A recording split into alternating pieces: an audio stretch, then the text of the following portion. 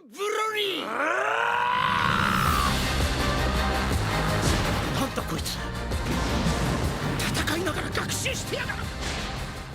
everyone, Rascal here. And Mama, welcome to our channel, Paws On Animation. And today we're covering our first Dragon Ball movie, Dragon Ball Super Broly. Yes! Now, having read the entire original manga series and most super, we took a chance on the only Dragon Ball movie on Hulu, and we absolutely loved it. And we finished Dragon Ball Z, the manga. Yes! But before we start, be sure to like, subscribe, and keep some future podcasts and little pause videos. Yes, thank you for joining us today, subscribing, sharing our videos, commenting. We hope you love this because we love it. As always, we appreciate everything you do. Yes. So we have to tell you, full disclosure, we didn't know there were other Dragon Ball movies before this that had never been dubbed. Yeah. And then we learned there were 2 additional movies after this that were dubbed. Yes. So this was literally the first one we watched because we heard people absolutely love it. Wow, yeah. And then after watching, I was like, okay, this is my favorite movie. And you haven't seen the others. I would have to say Broly is my second favorite character after Goku. Absolutely love the character. Yes. And there was just so much about this movie that made it a joy to watch, besides the animation, besides the dialogue, besides the team of Goku and Vegeta, besides learning that the voice actor that we love, Big Ben Jonah, voiced Broly.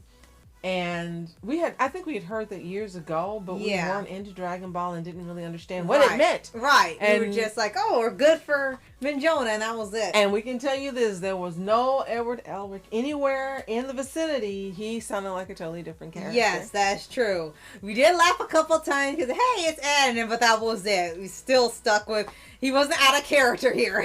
Now, we know you already know about this, unlike us. On the rare chance that you don't, Dragon Ball Super Broly came out in 2018, Japanese animated martial arts fantasy adventure film, and it was the 20th animated feature film in the Dragon Ball franchise, the first to carry the Dragon Ball Super branding, and the 3rd film in the franchise to be personally supervised by Akira Toriyama.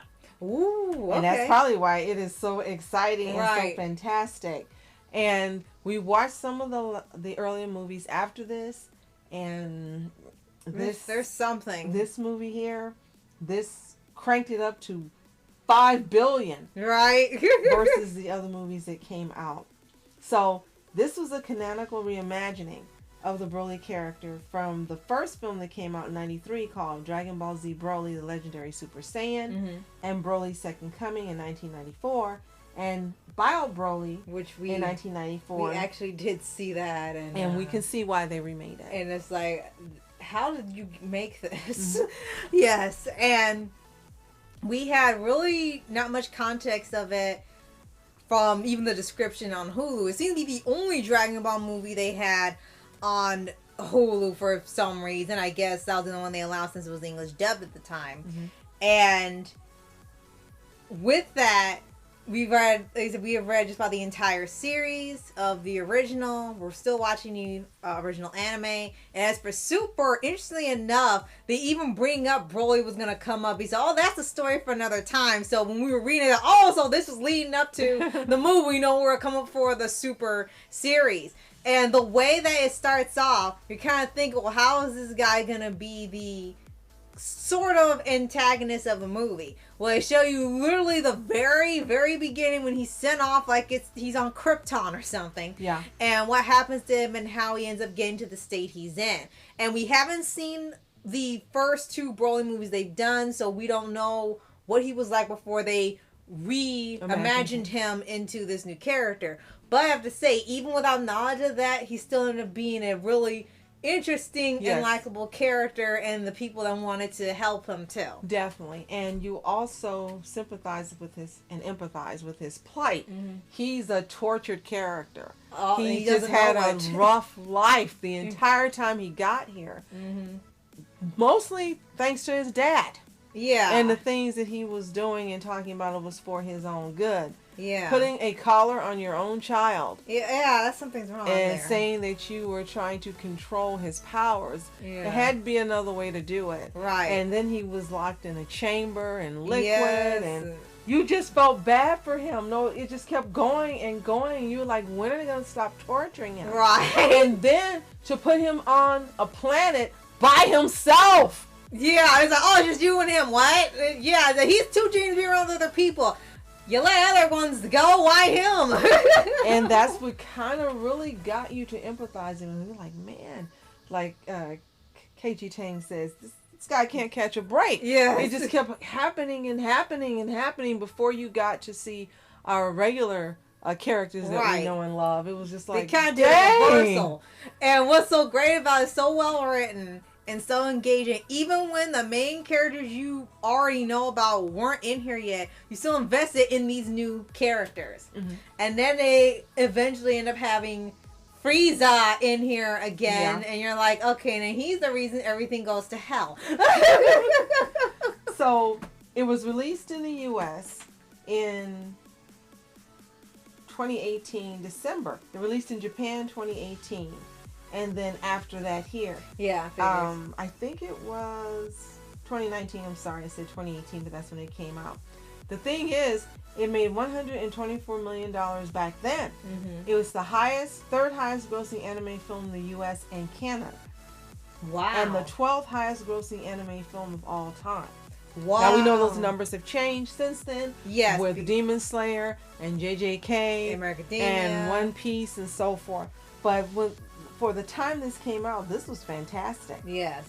And it was the final Dragon Ball film co-distributed by 20th Century Fox, thank God, before Disney, allowing the acquisition of 21st Century Fox by Disney on March 20th of 2019. Yeah. I am so glad this happened before they got their paws on it. Right. Oh my goodness, because this movie would have been a whole different thing, and we would not have loved it like we love it. Right. How do you watch a movie? Well, you know something about the franchise, but really nothing about the character, nothing about the story, nothing about the other characters that are in it along with him, and end up loving it. Yes, absolutely. And when it gets to, I guess you could say the third act, and they start having the battles and the fighting, and it just keeps escalating and escalating and escalating and escalating. You were like, you almost didn't want to stop watching, to the point we did have to take a break, but it's like you didn't want to stop because it just kept escalating, and the fights kept getting bigger. He was getting stronger. They were hoping that he didn't die. Goku didn't die. Yes. Vegeta didn't die. And it was just like, you want the good guys to win, but you don't want Broly to lose either. Absolutely. And it was like, just like, oh, who's gonna win? Toriyama made you empathize and care about him. Sight unseen, not knowing anything about him. Now that there is brilliant writing. Yes. And that's what makes him stand out as a master. I don't know if you guys are like me. When I go to a movie or I'm watching a movie, I don't want to go to the bathroom. I get my snacks. I don't want to break for anything. Right. And like Rascal said, I was upset that we had to stop because I didn't want to stop. This movie was that engaging. And that's how you know, for me, when a movie is really good, when I will not get up or do anything, and I will sit there through that entire movie. Yes. And Broly is this movie, this particular Broly, is the movie that did it for me for Dragon Ball. Yes. We've, again, watched other movies earlier, and we didn't know also that before Broly, none of the others had been dubbed. Yes. True.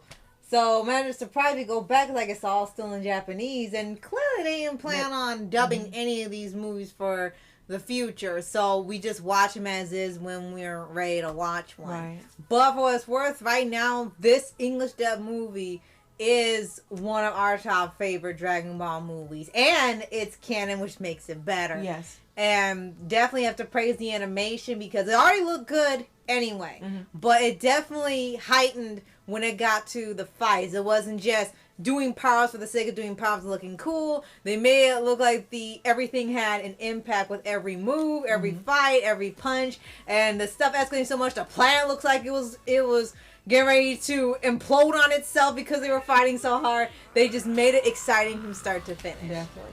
I think him wearing green, and if you guys know, let us know in the comments. He had the totally opposite personality because of things that had happened to him of green. Green is calming, nurturing, nature. And he was totally the opposite. And you know, Toriyama did that on purpose. Right. And he didn't want to do what he was doing. I think that was another thing. He didn't want to, but he couldn't stop. He couldn't control it. As we learned, that's what happens the more he was using the powers. Right. And after they were able to defeat him, true to Goku form. They didn't kill him. Right. And then he's like, "Oh, I would love to fight you again. Give me a call." And he's like, "What?" He's here. He put you somewhere safe. Yeah. You're not alone, but you are not. You put somewhere safe. You can't harm anybody, but you're also not alone. You still have food. Speaking of that, And not still alone, making a friend. the girl in here, Oh, true no. to anime form, Oh, as no. soon as she saw him, it was over. Well, yeah. Look how I'll go with you. You don't have to be by yourself. I'll stay with you on the other planet. You won't be alone. We're like, you don't know nothing about him. She just saw him. It's been like an hour and a half. She just saw him, and it was over. Oh my god! And that was one of the funny parts, because you were Yes. like, okay, we know what he's doing. She was like, okay. Nothing else matters. I'm going with him. Oh my god! Like, you gave up that fast. Even the Yes. guy with us was like, "Are you serious? You want to stay here?" Who knows what I did she had in her mind, Oh, but they no. were not family friendly. No, you didn't. So let's talk about the voice cast, because it was fantastic, and I'm sure some of these people are regular voice actors for the characters. Yes. But we'll go ahead and give a shout out, because that's what we do. Goku, voiced by Sean Schimmel, and Young by Colleen Klinkenbeard. Mm-hmm. Vegeta, voiced by Christopher Sabat, Mm-hmm. and Frieza, voiced by Christopher Ayers. Yes, two Christophers. And as we mentioned, Broly, voiced by Vic Mignogna. Yes, and the biggest young one. Brina Palencia. Oh, okay. We had Paragus, voiced by Damian Clark. Chilai, voiced by Erica Lindbeck. Limo, voiced by Bruce Carey. Mm-hmm. And then you had Bulma, Monica Rial. Wiz, Ian Sinclair.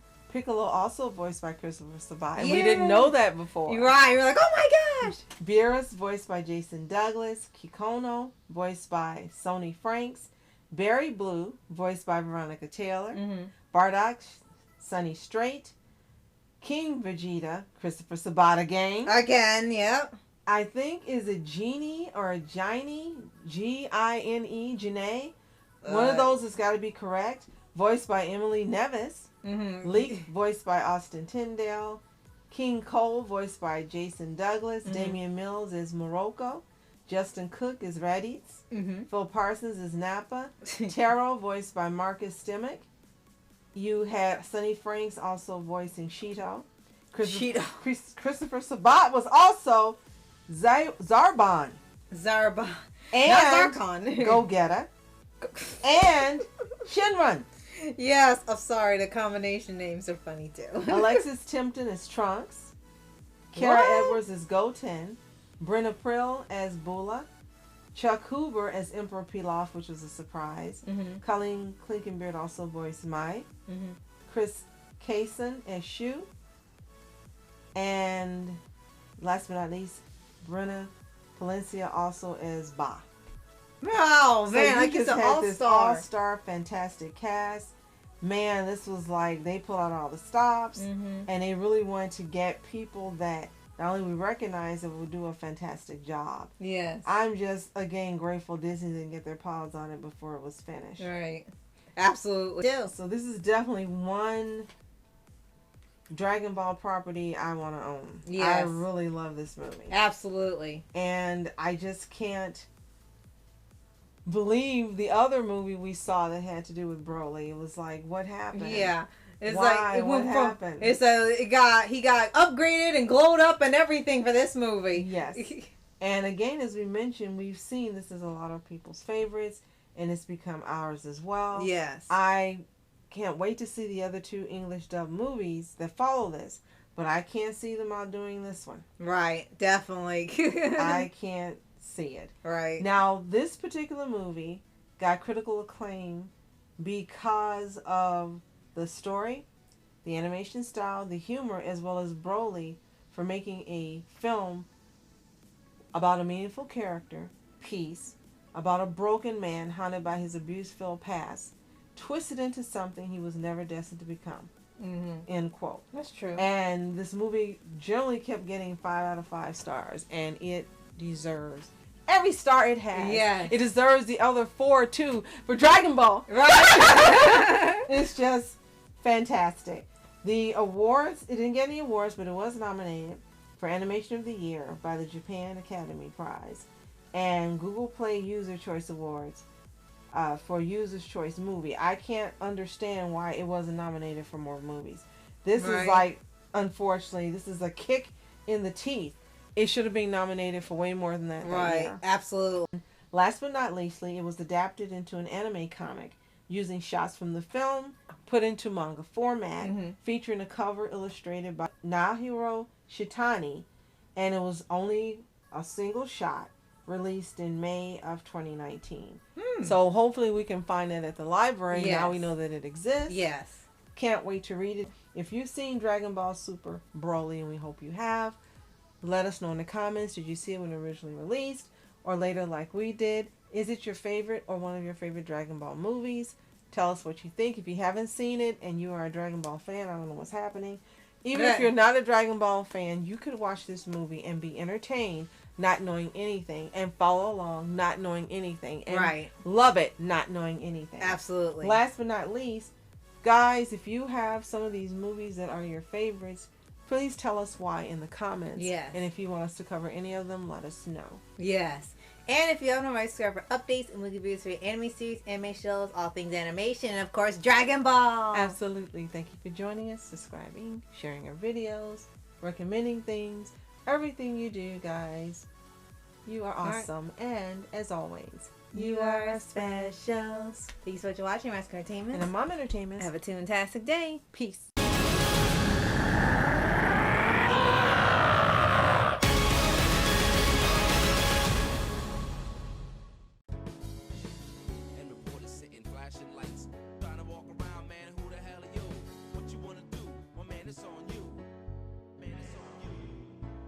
In my dreams, she was my queen. A castle in the mountaintops.